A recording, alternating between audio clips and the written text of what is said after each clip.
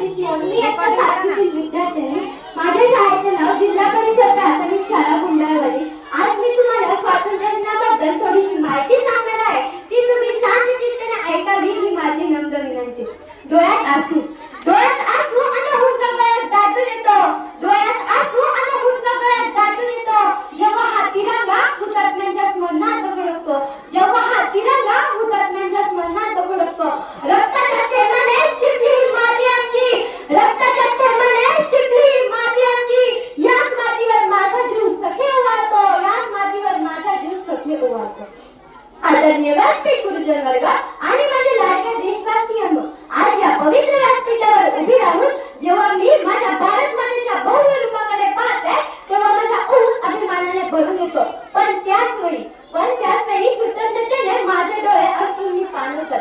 आज मी येथे 7वीच्या वर्गात शिकणारी एक सामान्य विद्यार्थिनी म्हणून नाही.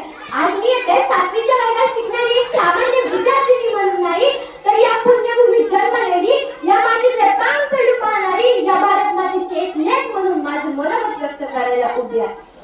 मित्रांनो, आज आपण ज्या मोकळे हवे श्वास घेत आहोत, हसत खेळत शाळेत जात आहोत, स्वप्न पाहत आहोत, पण कधी शांतपणे बसून विचार केलाय का की ही स्वातंत्र्याची फळे आपल्याला सहजासहजी किंवा भेट म्हणून मिळालेली नाहीत. या स्वातंत्र्यामागे हजारो वीरांच्या बलिदानाचा आणि त्यांच्या त्यागाचा इतिहास आहे. ज्या वयात हातामध्ये खेळणी आणि अभ्यासाची पुस्तके असायला हवी होती, त्या कोवळ्या वयात कित्येक वीरांनी आणि वीरांगनांनी या देशाच्या आझादीसाठी हसत हसत आपल्या प्राणांची आहुती दिली. विचार करा त्या स्वातंत्र्य संग्रामात कितीतरी मातांचे कुंकू पुसले गेले, कितीतरी भगिनींचे पाठलागे बाहू हरवले आणि कितीतरी निष्पाप पालकांचे छत्र हरपले. अंगावर काटा अंगाला तो प्रसंग आठवला, अंगावर काटा अंगाला तो प्रसंग आठवला तरी काळजात दुःख होते आणि छातीत धडधड वाटते. आपल्या भूमीच्या रक्षणासाठी आणि त्या तिरंग्याची आन बान शान राखण्यासाठी त्या क्रांतिकारकांनी रक्ताचा शेवटचा थेंब अर्पण केला. इतिहास साक्षी आहे त्या अस्थिर त्यागाचा. इतिहास साक्षी आहे त्या अस्थिर त्यागाचा. ज्यांनी दिला तर आम्हाला स्वराज्य अभिमानाचा. ज्यांनी दिला तर आम्हाला स्वराज्य अभिमानाचा. विसले तरी ते दीप स्वतःला जाळून, विसले तरी ते दीप स्वतःला जाळून उजळला मार्ग त्यांनी स्वतंत्र भारताचा. उजळला मार्ग त्यांनी स्वतंत्र भारताचा. पण जेव्हा एखाद्याचे मन शहीद होऊन तिरंग्यात लपेटून घरी येतो तेव्हा काय परिस्थिती असते.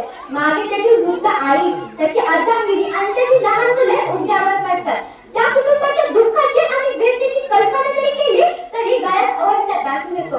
म्हणूनच ही माती केवळ जमिनीचा तुकडा नाही, म्हणूनच ही माती केवळ जमिनीचा तुकडा नाही, तर ही आमची जिवंत आई आहे. ही आमची जिवंत आई आहे. आज आपण स्वातंत्र्य भारतात जगताना फक्त जय हिंदच्या घोषणा करून भागणार नाही. स्वातंत्र्याची किंमत जर शहीदांच्या रक्ताने चुकवली गेली असेल तर तिचे जतन करणे ही आपली नैतिक जबाबदारी आहे.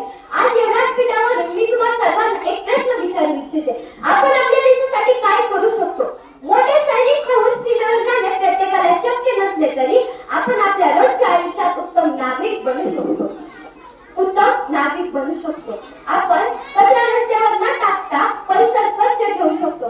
पाण्याचा व विजेचा अपव्यय टाळू शकतो.